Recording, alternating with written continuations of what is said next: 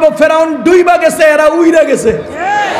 ফেরাউন ডুইবা গেছে আর এরা উইরা যায় তুফানে, ডুইবা যায় স্রোতে, দুটোটাই তো বিপদ। কথা বুঝতেছেন? এরে ডুবাইলো না কেন, এরে মাইরা লাইলো না কেন? এর মূল কারণ দুইটা। বলেন এই উইরা গেছে এখনো মরে নাই, কারণ কয়টা? এক নাম্বার কারণ বেডি মানুষ, আল্লাহ দয়া করছে। দুই নাম্বার কারণ মইরা গেল তো নিজের অপকর্ম আর চামচাদের পরিণতি দেখতো না, এজন্য আল্লাহ নিজের অপকর্ম সচক্ষে দেখানোর জন্য, আর ওই যে মানিক মিয়া, সালমান এফ রহমান, হেগো পরিণতি দেখানোর জন্য ওরে আল্লাহ বাঁচায় রাখছে। তা না হলে এর মতো উদ্দেশ্য রিফিউজি পৃথিবীতে আর কেউ নাই। পৃথিবীর কেউ তাকে জায়গা দেয় না। হিন্দুদের আসনের নিচে জায়গা গ্রহণ করেছে। খোদার কসম, আল্লাহ বলেছেন ইন্নামাল মুশরিকুনা নাজিস, নিশ্চয় মুশরিকরা নাপাক। মুশরিকরা কি? জোরে বলেন মুশরিকরা। এই আমার মাদ্রাসার নুরানি ছাত্ররা বলো তো, কোন নাপাক বস্তু দ্বারা ঢিলা করা জায়েজ? জোরে বলেন নাপাক বস্তু দ্বারা ঢিলা করা জায়েজ। আবার বলেন নাপাক বস্তু দ্বারা ঢিলা করা জায়েজ। আর মুশরিকরা কি? খোদার কসম, আল্লাহ বলেছেন মুশরিকরা নাপাক। আবার আমরা, আমাদের শরীয়ত বলেছে নাপাক দিয়ে ঢিলা করা যায় না। আমরা মুসলমান মুদির মতো নাপাক দিয়া ঢিলাও করি না, ঢিলাও করি না, ঢিলাও করি না।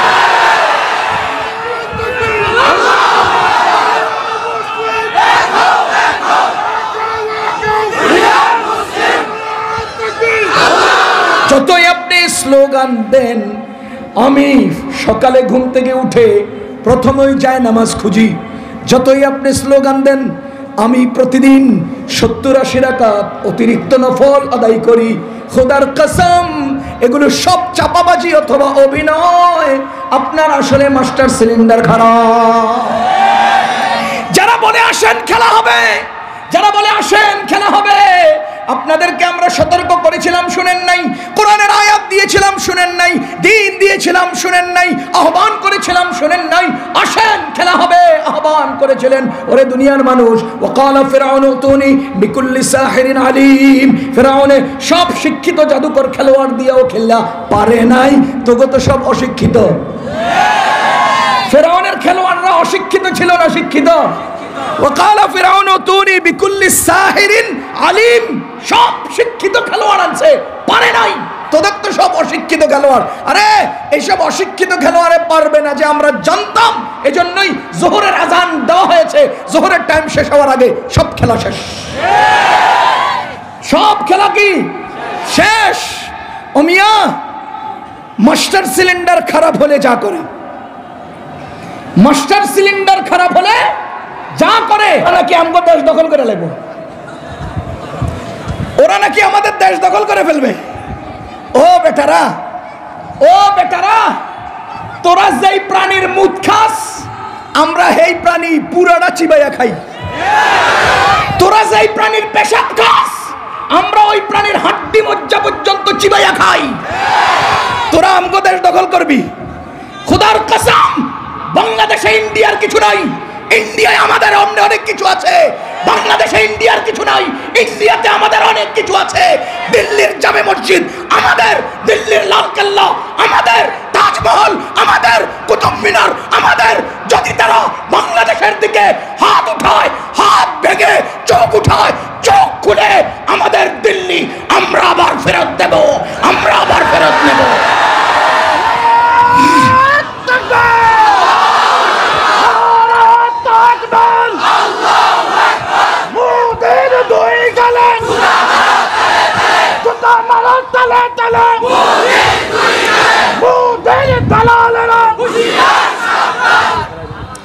আমাদের মসজিদগুলো ভেঙে তারা মন্দির বানাতে চায়। এই শুনেন, খুব খেয়াল করে শুনেন। কোরআন শরীফ আমার সামনে এখন নাই, আমি আয়াত দেখিয়ে বলতাম। সূরা বাকারার 114 নম্বর আয়াত, সূরা বাকারা 114 নম্বর আয়াত। ওয়ামান আযলামু মিম্মান মানা মাসাজিদ আল্লাহি আন ইউযকারা ফীহা ইসমুহু ওয়া সাআ ফী খারাবিহা। তার চেয়ে বড় জালিম, তার চেয়ে বড় অত্যাচারী, তার চেয়ে বড় সন্ত্রাসী আর কে হতে পারে যে আল্লাহর ঘর মসজিদকে উজাড় করে খোদার কসম আসমানের নিচে জমিনের উপরে বিশ্ব মানচিত্রে বর্তমান পৃথিবীতে মোদির চেয়ে বড় কোন সন্ত্রাসী দুনিয়াতে আর নাই। এর মতো জালিম দুনিয়াতে আর নাই। ওমান আযলামু, তার চেয়ে বড় জালিম আর কে? তার চেয়ে বড় জালিম আর কে? ওয়াসাফি খারাবিহা, যে আমাদের মসজিদকে নষ্ট করে, আমাদের মসজিদকে ধ্বংস করে, মসজিদে বুলডোজার লাগায়, মসজিদে আইনের দাবিতে আদালতের মাধ্যমে বাবরি মসজিদ ভাঙে যারা মন্দির বানায়, তার চেয়ে বড় সন্ত্রাসী দুনিয়াতে আর কেউ নাই। तक़दीर के पाबंदी अहकाम, पाबंदी तक़दीर के पाबंदी अहकाम, ये मसला मुश्किल नहीं ऐ मर्द खिरदमंद, कि आने में 100 बार बदल जाती है तक़दीर, कि आने में 100 बार बदल जाती है तक़दीर, है उसका मुक़ल्लिद अभिना खुश भी खुरसन, तक़दीर के पाबंद नबा तातु जमादात, तक़दीर के पाबंद नबा तातु जमादात, मोमिन फ़क़त अहकाम इलाही का है पाबंद, मोमिन फ़क़त अहकाम इलाही का है पाबंद।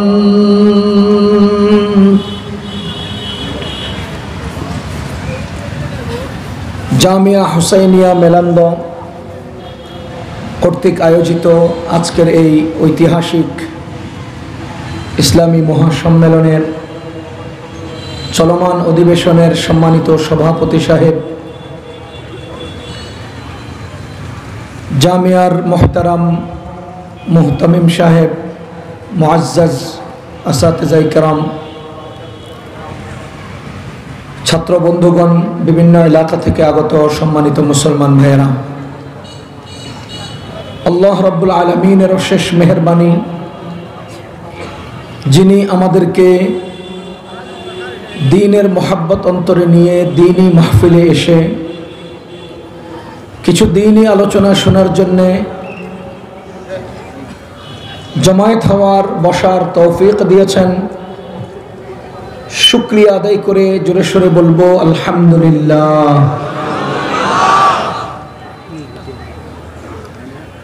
আমার আজকের আলোচনার বিষয়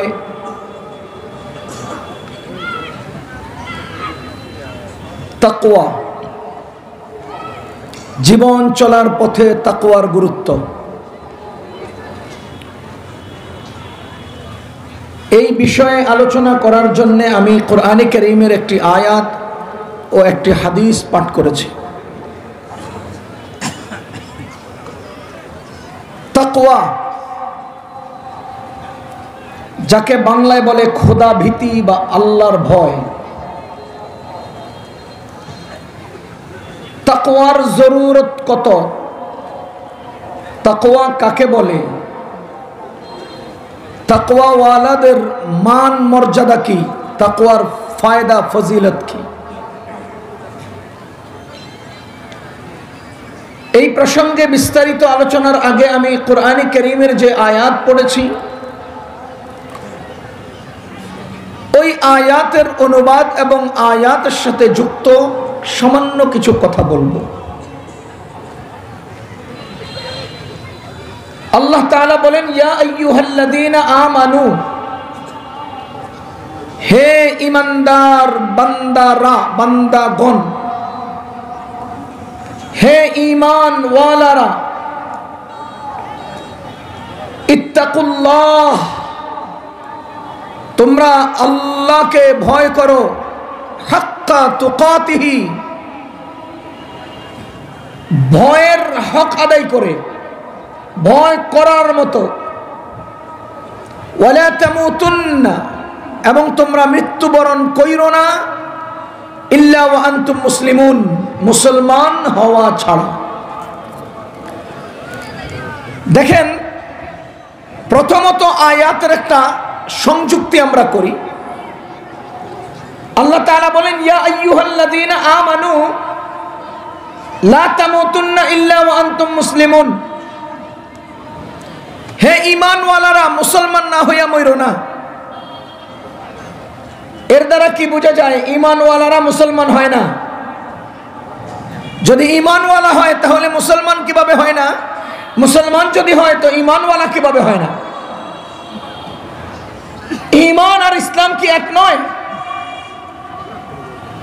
ঈমান আর ইসলাম এক নয়। ঈমান মনের কাজ, ইসলাম অঙ্গ প্রত্যঙ্গের কাজ। হযরত জিবরাইল আলাইহিস সালাতু ওয়াস সালাম নবীজির কাছে আসলেন। হাদিসে জিবরাইলের খবর আমরা জানি। নবীজির কাছে এসে বসলেন কিভাবে, অবস্থান কি করলেন, সব হাদিসে স্পষ্ট রয়েছে। আমার বলার উদ্দেশ্য হলো, নবীজিকে 5টা প্রশ্ন করেছিলেন। প্রথম প্রশ্ন ছিল, ইয়া রাসূলুল্লাহ মাল ইসলাম, ইসলাম কাকে বলে? নবীজি উত্তর করেছেন, আন তুকিমাস সালাহ। দ্বিতীয় নম্বর প্রশ্ন করেছেন, মাল ঈমান, ঈমান কাকে বলে? নবীজি উত্তর করেছেন, আন তুমিনা বিল্লাহ। এই যে 5টা প্রশ্নের প্রথম 2টা প্রশ্ন, একটা ছিল ইসলাম আর একটা ছিল ঈমান। যদি দুটো এক হতো তো জিবরাইল আলাইহিস সালাম নবীজিকে 2টার আলাদা প্রশ্ন করতেন না। বুঝা গেল ঈমান আর ইসলাম এক নয়। মুফতি শফি রহমতুল্লাহি আলাইহি তাফসীরে মাআরিফুল কুরআনে লিখেছেন, ঈমান শুরু হয় মন থেকে, ঈমান পূর্ণ হয় অঙ্গ প্রত্যঙ্গে, আর ইসলাম শুরু হয় অঙ্গ প্রত্যঙ্গ থেকে, ইসলাম শেষ হয় মনে। একত্রে যেই লোকের কাছে ঈমান আর ইসলাম আছে সেই লোকটাই আল্লাহর কাছে গ্রহণযোগ্য। যার কাছে ঈমান আছে ইসলাম নাই, সে আল্লাহর কাছে গ্রহণযোগ্য নয়। যার কাছে ইসলাম আছে ঈমান নাই, সেও আল্লাহর কাছে গ্রহণযোগ্য নয়। দেখেন, ওয়ামিনান নাসি মান ইয়াকুলু আমান্না বিল্লাহি ওয়া বিল ইয়াউমিল আখিরি ওয়া মা হুম বিমুমিনিন। যারা ঈমান এনেছে আল্লাহতে, ঈমান আনে বলে পরকালে, অথচ আল্লাহ বলেন তারা মুমিন নয়। কি বুঝা গেল? তাদের কাছে ঈমান আছে কিন্তু ইসলাম নাই, এজন্য তারা মুমিন নয়। আবার মুনাফিকদের ব্যাপারে আল্লাহ তাআলা কি বলেন? যারা ইসলাম গ্রহণ করেছে, ইসলাম নিয়ে চলছে, কিন্তু আল্লাহ তাআলা সাক্ষী দিচ্ছেন, ওয়াল্লাহু ইয়াশহাদু ইন্নাহুম লাকাযিবুন, নিশ্চয় তারা মিথ্যাবাদী, তারা ঈমানদার নয়, তারা আপনাকে বিশ্বাস করে না। বুঝা গেল, যার কাছে ঈমান আছে ইসলাম নাই সে কাফের, যার কাছে ইসলাম আছে ঈমান নাই সে মুনাফিক। ঈমান আছে ইসলাম নাই কাফের, ইসলাম আছে ঈমান নাই মুনাফিক। এজন্যই আল্লাহ বলেন, ইয়া আইয়ুহাল্লাযীনা আমানু, ঈমানওয়ালারা, লা তামুতুন্না ইল্লা ওয়া আনতুম মুসলিমুন। বিশ্বাস করলাম তোমরা ঈমান আনছো, কিন্তু মরার আগে মুসলমান হইয়া মইরো, মুসলমান না হইয়া মইরো না। এই নির্দেশনা কার? আল্লাহ তাআলা। এবার আসেন দ্বিতীয় প্রসঙ্গ এই আয়াত সম্পর্কে। এটা বুঝার আগে আমাদের আজকে ঢাকা থেকে জামালপুর আসার যেই বাহন আমরা ব্যবহার করেছি, প্রাইভেট কার, গাড়ি, এই গাড়িটা নিয়ে আমরা একটু বুঝি। একটা গাড়িতে 3টা জিনিস না হলে গাড়িটা চলতে পারে না। একটা গাড়িতে 3টা শক্তি না থাকলে গাড়িটা গন্তব্যে যেতে পারে না। 1 নাম্বার ইঞ্জিন, ইঞ্জিন না থাকলে গাড়ি রাস্তায় উঠতে পারে না। 2 নাম্বার ব্রেক, ব্রেক মজবুত না থাকলে গাড়িটা রাস্তায় নিয়ন্ত্রণ করা যায় না। 3 নাম্বার চাকা, চাকা না থাকলে গাড়িটা রাস্তায় চলার শক্তি রাখে না। বলেন তো একটা গাড়িতে কয়টা শক্তি দরকার? 1 ইঞ্জিন, সবাই বলেন তো 1, 2 ব্রেক, 2, 3 চাকা। আবার বলেন 1, 2, 3। কথা কি বুঝতেছেন? ইঞ্জিন না হলে রাস্তায় ওঠার যোগ্যতা রাখে না। ঠিক তেমনি ভাবে আমার, আপনার, আমাদের সবার গাড়ি জীবন এটা একটা গাড়ির মতো, এই জীবনটা জান্নাত নামক গন্তব্যে যেতে হবে। সেই গন্তব্যে যাওয়ার রাস্তার নাম হলো সিরাতে মুস্তাকিম। যার কাছে ইঞ্জিন নাই, আমি বলবো ইঞ্জিন মানে ঈমান, যার কাছে ঈমান নাই তার গাড়ি সিরাতে মুস্তাকিমে উঠারই যোগ্যতা রাখে না। ইঞ্জিন যদি থাকে, ঈমান যদি থাকে, তবে সিরাতে মুস্তাকিমে গাড়ি উঠতে পারে। ঈমান থাকার পরে, ইঞ্জিন অর্জনের পরে ওই গাড়িটা হাই স্পিডে সামনে চলতে থাকবে। চলন্ত গাড়িটাকে নিয়ন্ত্রণের জন্য ব্রেকের দরকার। আল্লাহ তাআলা বলেন ইত্তাকুল্লাহ, তুমি তাকওয়ার ব্রেক গ্রহণ করো। তাকওয়া হলো ব্রেক। আরে ব্রেক নরমাল হলে চলে না, ব্রেক মজবুত হতে হয়। ব্রেক যখন তখন ব্রেক ফেল করার সম্ভাবনা, এজন্য আল্লাহ বলেন ইত্তাকুল্লাহ হাক্কা তুকাতিহি, ব্রেকটাকে মজবুত করার মতো মজবুত করবা। ওয়ালা তামুতুন্না ইল্লা ওয়া আনতুম মুসলিমুন। 3 নম্বরে দরকার চাকা, আর চাকা হলো ইসলাম। চাকা কি? ঈমান। ইঞ্জিন বলেন ঈমান, তাকওয়া, ব্রেক তাকওয়া, আর চাকা ইসলাম। চাকা ইসলাম। এবার বলেন ইঞ্জিন, বলেন বলেন ইঞ্জিন, ব্রেক, চাকা। কথা কি বুঝতেছেন আপনারা ভাই? আমি কিছু দিতে চাই, কিছু নিতে চাই। ঈমান হলো ইঞ্জিন। ঈমান নাই, তার জীবন সিরাতে মুস্তাকিমে ওঠার যোগ্যতা নাই। এটা অকেজো, এটা ডাস্টবিন, এটা গার্বেজ, এটা জাহান্নামের কিট। তাকওয়া নাই, ঈমানওয়ালা তাকওয়া নাই, ব্রেক অ্যাক্সিডেন্ট করবে, ব্রেক নাই, যেই কোনো মুহূর্তে অ্যাক্সিডেন্ট করবে। কথা খেয়াল করেন, আমার গাড়িটা ঢাকা থেকে জামালপুরে আসার পথে ব্রেক নষ্ট হতে পারে, কিন্তু আমার ব্রেকটাকে ফেল করার মতো, ব্রেকটা নষ্ট করিয়ে দেওয়ার মতো গাড়ির নিচে কেউ উঠ পেতে বসে নাই। গাড়ির ব্রেক কিভাবে ফেল হয় জানেন? আমি আলোচনা করব। একটা গাড়িতে অনেকগুলো অপশন থাকে ব্রেকের।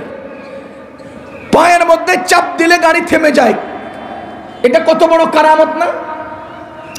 পায়ে চাপ দিলাম, এত বড় একটা গাড়ি থেমে গেল, এটা কত বড় কারামত। আরে না, কারামত না, এটা লিঙ্কে লিঙ্কে বহু কাজ আছে, কাজগুলো সমাধান হয় এক চাপে। চাপ দেয় পায়ে, থেমে যায় গাড়ি, কত বড় কারামত হওয়ার কথা না। চাপ এভাবে সিস্টেম করে তৈরি করা। আমি পায়ে চাপ দিলে ইঞ্জিনের সাথে একটা জিনিস আছে, এটাকে বলে master cylinder.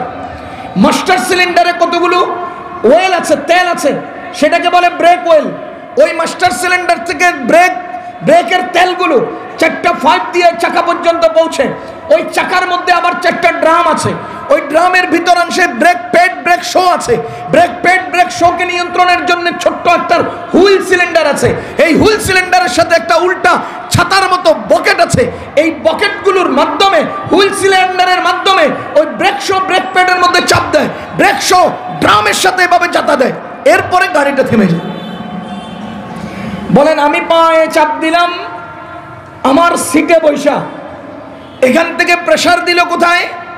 Master সিলিন্ডারে। Master cylinder থেকে নিয়ন্ত্রণ হলো কোথায়? 4টা চাকা দিয়ে ব্রেক ওয়েলগুলো হুইল সিলিন্ডারে। হুইল সিলিন্ডার চাপ দিল কোথায়? ব্রেক শো ব্রেক প্যাডে। সে চাপ দিল কোথায়? চাকার সাথে লাগানো গাড়িতে যেই ড্রাম আছে, ড্রামে। এই ড্রামের সাথে এভাবে ধাক্কা লাগলে গাড়িটা থেমে গেল। এবার আসেন, গাড়ির চাকাটাকে নিয়ন্ত্রণের জন্য, গাড়িটাকে নিয়ন্ত্রণের জন্য ব্রেকের অপশন কয়টা? অনেকগুলো। বলেন তো কয়টা? অনেকগুলো। আল্লাহ তাআলা বলেন ইয়া আইয়ুহাল্লাযীনা আমানুত্তাকুল্লাহ, হে ঈমানওয়ালারা ব্রেক ঠিক করো। হাক্কা তুকাতিহি, নরমাল হলে চলবে না, মজবুত ব্রেক ঠিক করো। ব্রেকটাকে ঠিক করো। শুনেন, আমার ব্রেক ফেল করিয়ে দেওয়ার জন্য কেউ উঠ পেতে বসে নাই। আমার ব্রেক ফেল করে আমাকে ক্ষতিগ্রস্ত করার জন্য চলন্ত গাড়িতে, গাড়ির নিচে কেউ চুপচাপ বসে নাই। কিন্তু মনে রাখবেন, আমার জীবন নামক গাড়ি সিরাতে মুস্তাকিম নামক রাস্তায়, জান্নাত নামক গন্তব্যে যাওয়ার পথে শয়তান সার্বক্ষণিক ব্রেক ফেল করে দেওয়ার জন্য রেডি। সে এত বড় গজাল লইয়া বসে রয়েছে, যে কোনো টাইমে আমার ব্রেকটা ফেল করে দিতে পারে, যে কোনো টাইমে আমার চাকাকে উল্টার দিকে চালায় দিতে পারে। সে সার্বক্ষণিক আমার চলন্ত গাড়িতে আমার সাথে আছে না নাই? এবার বলেন, আমার ব্রেক নষ্ট করার মতো আমার শত্রু আমার সাথে সাথে লাগানো আছে কিনা? এই জন্য আল্লাহ তাআলা বলেন, ইত্তাকুল্লাহ হাক্কা তুকাতি, তুমি নিজেকে নিয়ন্ত্রণ করার মতো ব্রেক মজবুত করো। কারণ তুমি চলছো হাই স্পিডে 1000 কিলোমিটার বেগে, কোথায়? জান্নাত নামক গন্তব্যে। কোন পথে? সিরাতে মুস্তাকিমে। এবার দেখেন, হঠাৎ করে একটা নারী আমার চোখের সামনে পড়ে যাবে, হঠাৎ করে হারাম খাবার আমার সামনে চলে আসবে, হঠাৎ করে অন্যায় একটা কর্ম আমার সামনে অফার আসবে। আমি সবগুলোকে নিয়ন্ত্রণ করে নিজেকে রক্ষা করতে পারলেই আমি গন্তব্যে যেতে পারবো। যেই কোনোটার মধ্যে যদি আমি হোঁচট খাই, তৎক্ষণাৎ আমি অ্যাক্সিডেন্ট করব। ইয়া আইয়ুহাল্লাযীনা আমানুত্তাকুল্লাহা হাক্কা তুকাতিহ, আল্লাহ তাআলা বলেন, হে ঈমানওয়ালারা, হে ইঞ্জিনওয়ালারা, ও ইঞ্জিনওয়ালারা শুনো, তোমার ইঞ্জিন গ্রহণের পরে তুমি ব্রেকটাকে ঠিক করো। হাক্কা তুকাতি ওয়ালা তামুতুন্না ইল্লা ওয়া আনতুম মুসলিমুন। তোমার জীবন চলার জন্য যে 4টা চাকা আছে, 4টা চাকাকে মজবুত করো, 4টা চাকাকে গ্রহণ করো। ইসলামের 5টা স্তম্ভ রয়েছে, এর মধ্যে ঈমানকে আমরা ইঞ্জিন বলে আখ্যায়িত করলাম, আর রয়েছে 4টা। আমার গাড়িতে চাকাও 4টা। বলেন, আমার আর বাকি আছে কয়টা? 4টা। নামাজ, রোজা, যাকাত, হজ। এই একটা চাকাও যদি নষ্ট হয়, গাড়িটা বসে যায়। আমার ইসলামের এই 4টার একটাও যদি নষ্ট হয়ে যায়, আমার এই জীবন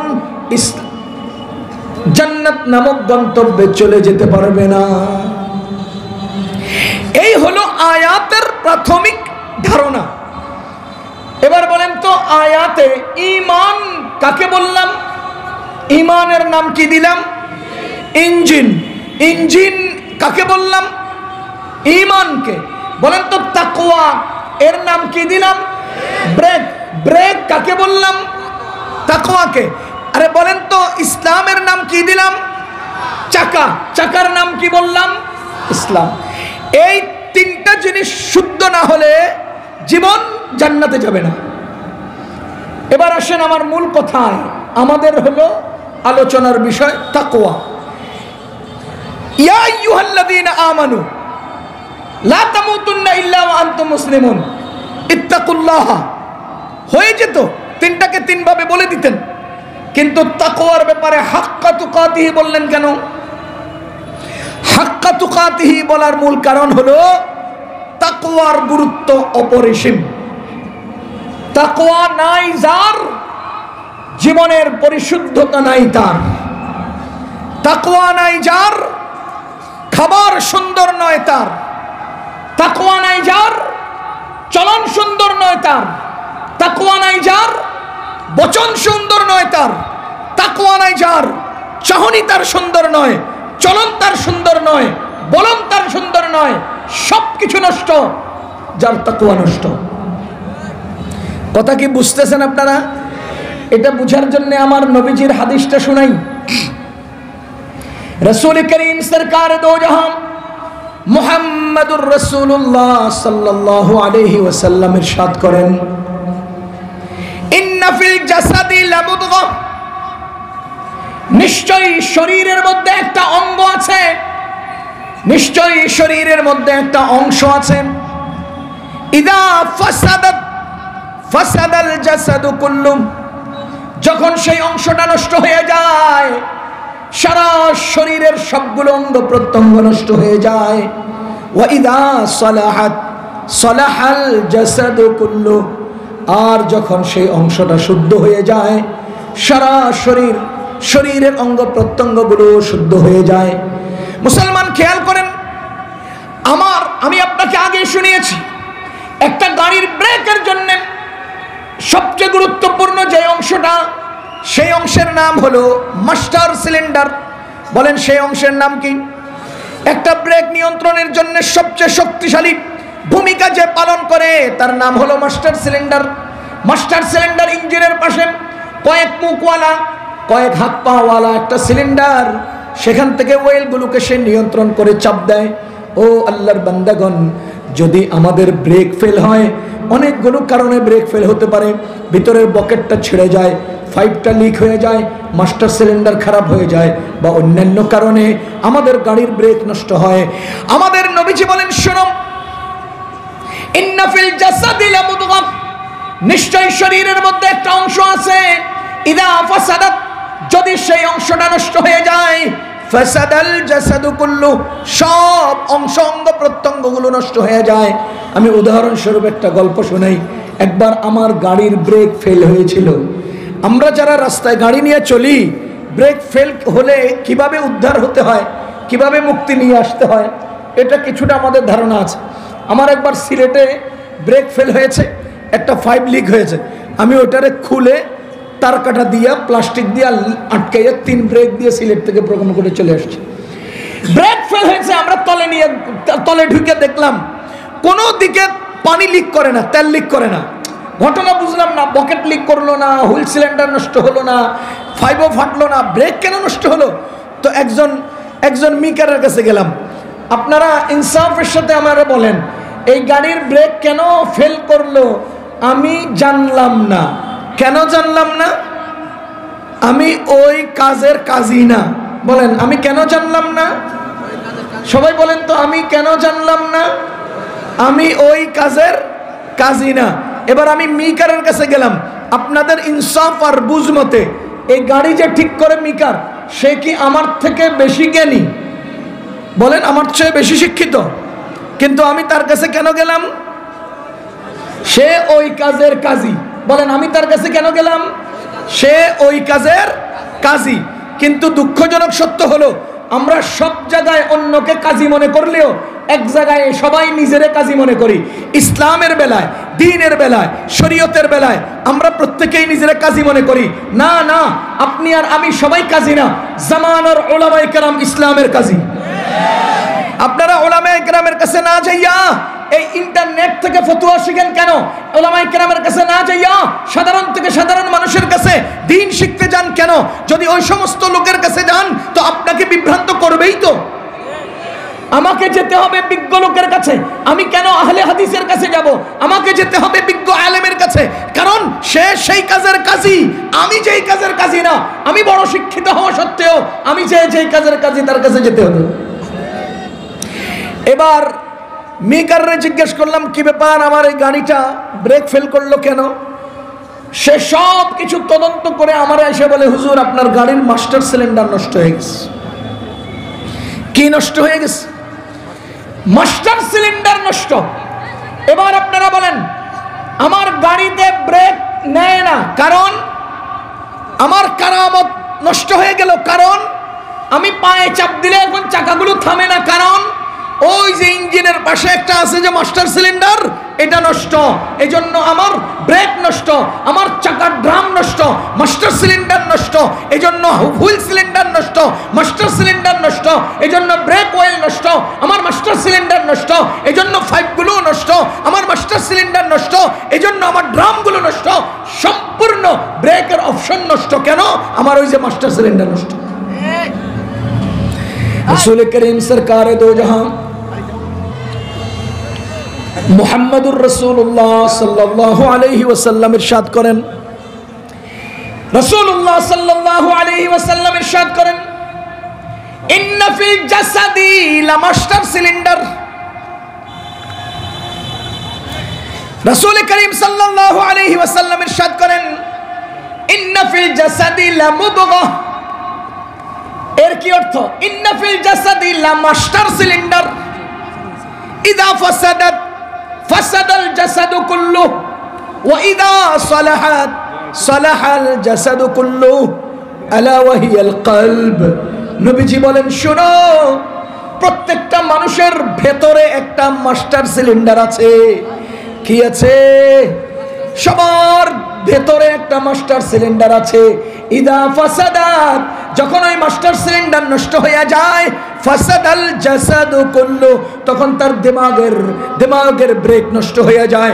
ইদাম ফাসাদাল জাসাদু কুল্লু, তখন তার পায়ের ব্রেক নষ্ট হয়ে যায়, তখন তার হাতের ব্রেক নষ্ট হয়ে যায়, তখন তার চিন্তা ফিকিরের ব্রেক নষ্ট হয়ে যায়, তখন তার চোখের ব্রেক নষ্ট হয়, কানের ব্রেক নষ্ট হয়, সারা শরীরের ব্রেক নষ্ট হয়। নবীজি বলেন ওয়াইদা সালাহাত সালাহাল জাসাদু কুল্লু, আর যখন সেই মাস্টার সিলিন্ডারটা ঠিক হয়ে যায় তখন সারা শরীর অঙ্গ প্রত্যঙ্গগুলো ঠিক হয়ে যায়। নবীজি বলেন আলা ওয়াহিয়াল কলব, সেই মাস্টার সিলিন্ডারের নাম হলো কলব। মাস্টার সিলিন্ডারের নাম কি? ও মুসলমান, আমি আপনার বিবেককে জিজ্ঞেস করতে চাই, জোরে করে উত্তর দিবেন। যারা আমার দেশের হাজার হাজার কোটি টাকা চুরি করে বিদেশে বাগান বাড়ি বানায়, সমস্যা কোথায়? জোরে বলেন, জোরে বলেন, জোরে বলেন। যারা আজকে আমাদের দেশে দুর্নীতি করে, একমাত্র কারণ মাস্টার সিলিন্ডার নষ্ট হয়ে গেছে। আমার দেশের সম্পদ যারা বিদেশে পাচার করে, মাস্টার সিলিন্ডার খারাপ হয়ে গেছে।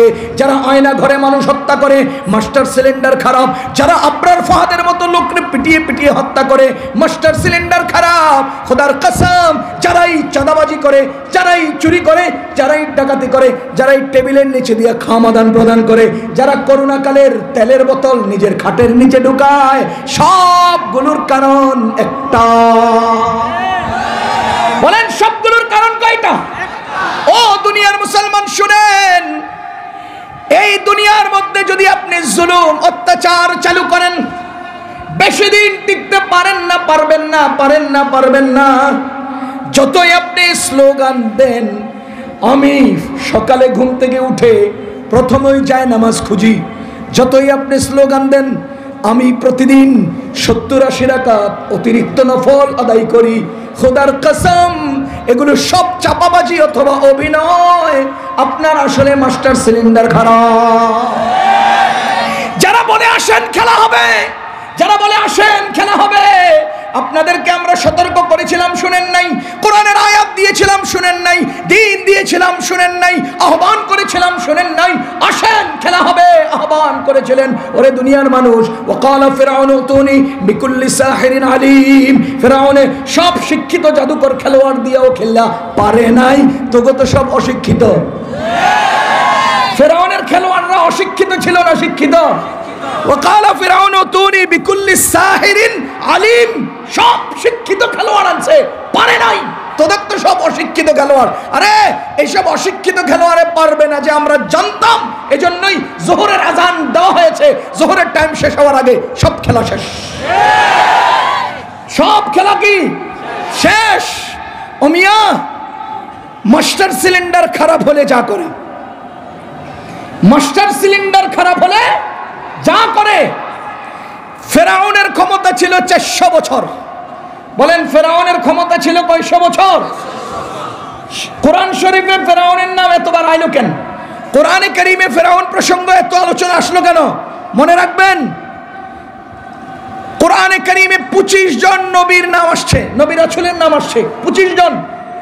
এর মধ্যে মুসা আলাইহিস সালামের একারই 36 বার আসছে। মুসা আলাইহিস সালামের নাম কোরআনে কয়বার আসছে? 36 বার। এবার বলেন মুসা আলাইহিস সালাম আর ফেরাউন অনেকটাই তো লাজেম মালজুমের সম্পর্ক। কি কোন? একজনের সাথে আলোচনা, একজনের আলোচনা থাকলে অন্যের আলোচনা থাকবেই। আরে আপনি সূরা বাকারা থেকে শুরু করে একদম সূরা যারিয়াত পর্যন্ত আল্লাহ প্রায় সূরার মধ্যে ফেরাউনের গল্প কেন শুনাইছেন? কেন শুনালেন? ফেরাউনের কাহিনী এত বেশি আসতে হবে কেন? এর মূল কারণ সে পৃথিবীর সর্বদীর্ঘ সময়ের ক্ষমতাসীন ছিল। এক, সে পৃথিবীর সর্বোচ্চ অহংকারী বাদশা ছিল। দুই, সে পৃথিবীর সর্বসেরা মাফিয়া আর ফাসাদকারী ছিল। তিন, চার, সে পৃথিবীর সবচাইতে নিকৃষ্টভাবে ধ্বংস হয়েছিল। এই সব কারণে তার আলোচনা কোরআনে আসছে। সে অনন্য উদাহরণ, সে দুনিয়ার জন্য উদাহরণ, সে কিয়ামত পর্যন্ত আগত মানুষের জন্য উদাহরণ। আল ইয়াউমা নুনাজ্জিকা বিবাদানিকা লিতাকুনা লিমান খালফাকা আয়া।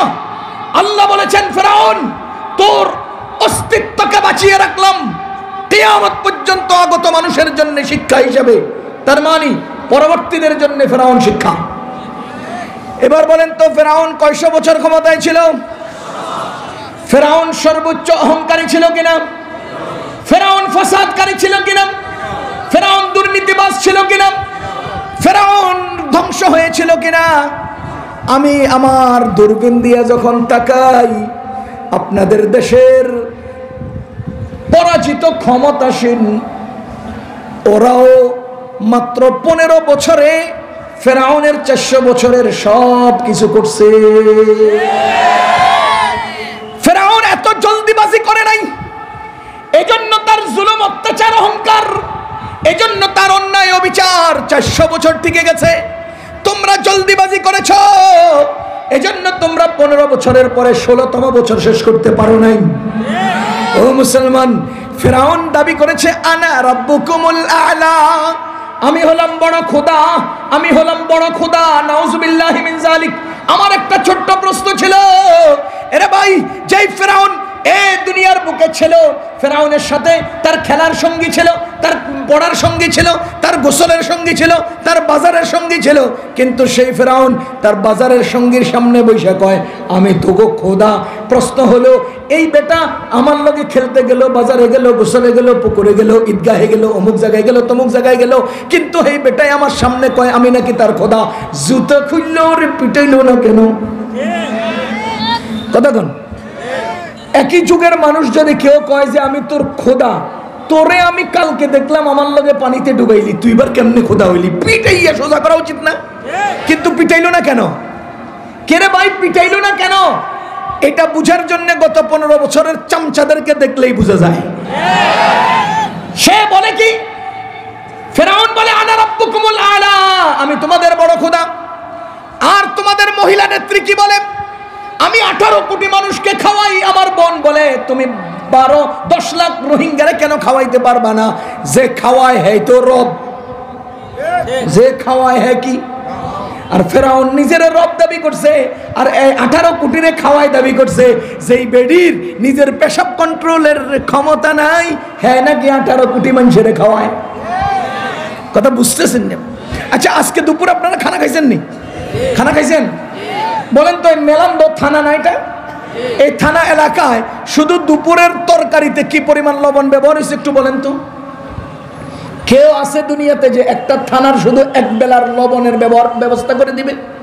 তা 18 কোটি মানুষের কিভাবে খাওয়ায়? এটা হলো সে মতান্তরে ফেরাউনের মতো খোদা দাবি করেছে। অহংকার স্পিড হয়েছে, আমারে ঠেকাই কে, আমারে ফালাই কে, পালাবো না। আমরা করোনার চেয়েও শক্তিশালী, আমরা তুফানের চেয়েও শক্তিশালী। এগুলো অহংকার, এগুলো অহংকারের বাণী। আসেন তোদের হেফাজত, তোদের অমুক, তোদের সমুক, সবারই নিয়ে আয় বেটা, খেলা দিমু। এগুলো সব অহংকার, অহংকারের আলামত। কথা কন? আরে বোর্ড অফিসের দারোয়ানের শালার বন্ধুর পাওয়ারে আমরা চলতে পারতাম না। দারোয়ানের শালার বন্ধুর, চেয়ারম্যান না, চেয়ারম্যানের অফিসের দারোয়ান। আরে দারোয়ান না, দারোয়ানের শালা না, শালাও না, শালার বন্ধু, হের পাওয়ারে সমাজে চলা যেত না।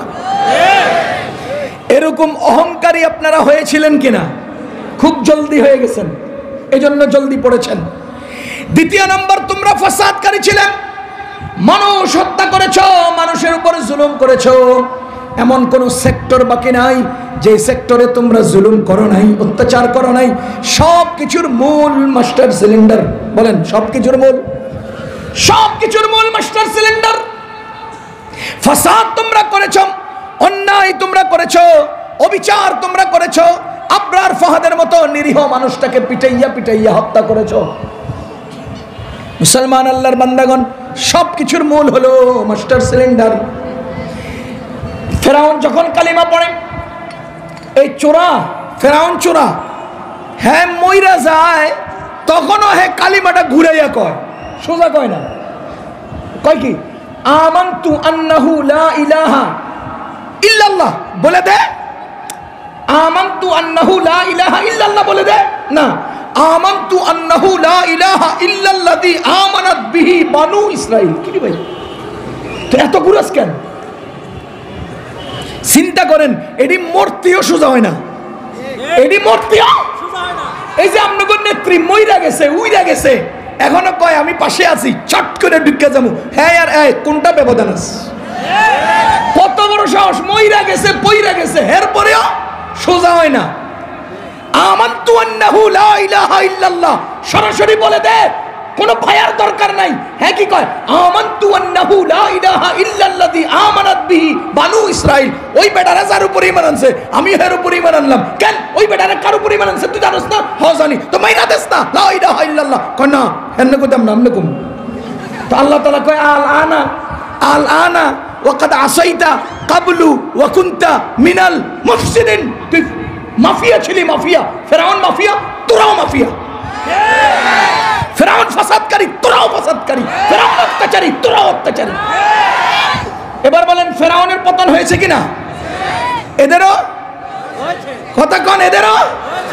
এখন আপনারা বলবেন ফেরাউন তো ডুবে গেছে এরা তো ডুবে নাই আমি বলবো ফেরাউন ডুইবা গেছে এরা উইরা গেছে ফেরাউন ডুইবা গেছে আর এরা উইরা যায় তুফানে ডুইবা যায় স্রোতে দুটোটাই তো বিপদ কথা বুঝতেছেন এরে ডুবাইলো না কেন এরে মাইরা লাইলো না কেন এর মূল কারণ দুইটা বলেন এই উইরা গেছে এখনো মরে নাই কারণ কয়টা এক নাম্বার কারণ বেডি মানুষ আল্লাহ দয়া করছে দুই নাম্বার কারণ মইরা গেল তো নিজের অপকর্ম আর চামচাদের পরিণতি দেখতো না এজন্য আল্লাহ নিজের অপকর্ম সচক্ষে দেখানোর জন্য আর ওই যে মানিক মিয়া সালমান এফ রহমান হেগো পরিণতি দেখানোর জন্য ওরে আল্লাহ বাঁচায় রাখছে তা না হলে এর মতো উদ্দেশ্য রিফিউজি পৃথিবীতে আর কেউ নাই পৃথিবীর কেউ তাকে জায়গা দেয় না হিন্দুদের আসনের নিচে জায়গা গ্রহণ করেছে খোদার কসম আল্লাহ বলেছেন ইন্নামাল মুশরিকুনা নাজিস নিশ্চয় মুশরিকরা নাপাক মুশরিকরা কি জোরে বলেন মুশরিকরা এই আমার মাদ্রাসার নুরানি ছাত্ররা বলো তো কোন নাপাক বস্তু দ্বারা ঢিলা করা জায়েজ জোরে বলেন নাপাক বস্তু দ্বারা ঢিলা করা জায়েজ আবার বলেন নাপাক বস্তু দ্বারা ঢিলা করা জায়েজ আর মুশরিকরা কি খোদার কসম আল্লাহ বলেছেন মুশরিকরা নাপাক আবার আমরা আমাদের শরীয়ত বলেছে নাপাক দিয়ে ঢিলা করা যায় না আমরা মুসলমান মুদির মতো নাপাক দিয়া ঢিলাও করি না ঢিলাও করি না ঢিলাও করি না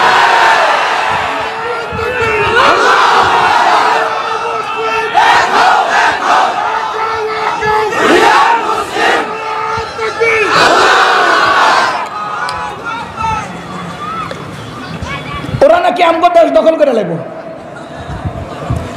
ওরা নাকি আমাদের দেশ দখল করে ফেলবে ও বেটারা তোরা যেই প্রাণীর মুখ খাস আমরা সেই প্রাণী পুরাটা চিবাইয়া খাই তোরা যেই প্রাণীর পেশাব খাস আমরা ওই প্রাণীর হাড্ডি মজ্জা পর্যন্ত চিবাইয়া খাই তোরা আমাদের দেশ দখল করবি খোদার কসম বাংলাদেশে ইন্ডিয়ার কিছু নাই ইন্ডিয়ায় আমাদের অনেক কিছু আছে বাংলাদেশে ইন্ডিয়ার কিছু নাই ইন্ডিয়াতে আমাদের অনেক কিছু আছে দিল্লির জামে মসজিদ আমাদের দিল্লির লালকেল্লা আমাদের তাজমহল আমাদের কুতুব মিনার আমাদের যদি তারা বাংলাদেশের দিকে হাত উঠায় হাত ভেঙে চোখ উঠায় চোখ খুলে আমাদের দিল্লি আমরা আবার ফেরত দেব আমরা আবার ফেরত নেব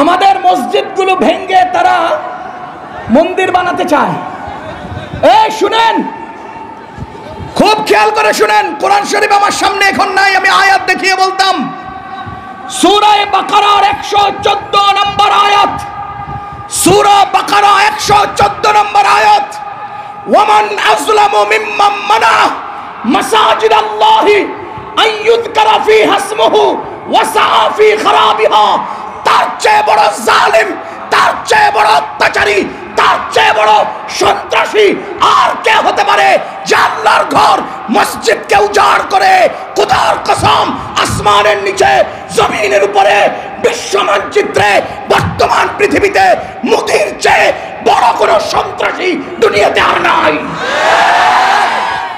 এর মতো জালিম দুনিয়াতে আর নাই ওয়ামান আযলামু, তার চেয়ে বড় জালিম আর কে? তার চেয়ে বড় জালিম আর কে? ওয়াসাআ ফি খারাবিহা, যে আমাদের মসজিদকে নষ্ট করে, আমাদের মসজিদকে ধ্বংস করে, মসজিদে বুলডোজার লাগায়, মসজিদে আইনের দাবিতে আদালতের মাধ্যমে বাবরি মসজিদ ভাঙে, যারা মন্দির বানায়, তার চেয়ে বড় সন্ত্রাসী দুনিয়াতে আর কেউ না।